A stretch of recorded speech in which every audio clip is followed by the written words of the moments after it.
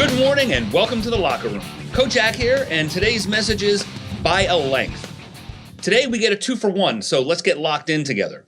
Recently, I was treated to my rock star nephew swimming in a big meet. He was in a couple of events, but I got to watch him in the 100-meter breaststroke.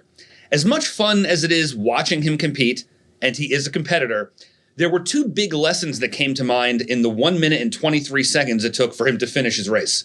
First, and something it's critical we always keep in mind, is that how badly we want something plays a huge role in whether or not we get it.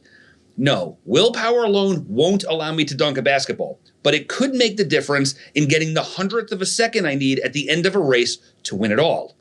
After watching a bunch of races, I was convinced that often it's the intangibles that matter. After going 100 meters, what allows one swimmer to touch the wall a few hundredths of a second ahead of another? To me, it's the competitive spirit. The other thing that was obvious was that if we really want an advantage, we need help. Natural ability is great, and willpower sometimes will be the difference at the end of the race. But what about the races that weren't that close? If we really want to leave no doubt, we need an edge. And the best way I found to get that edge is to connect with an expert coach or mentor who can take us to another level. Some of the kids swimming were obviously coached better than others. You could see it from the moment they stepped onto the starting platform, how focused they were, straight through a disciplined dive. The ones that didn't weave in their lanes and were breathing correctly, to have someone giving them feedback. But it was easiest to tell the difference in the strokes.